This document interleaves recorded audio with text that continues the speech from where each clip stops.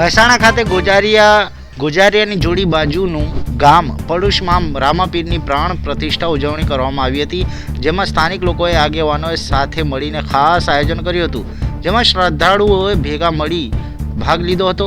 સર્વે નગરજનોમાં ખુશીનો માહોલ જોવાયો.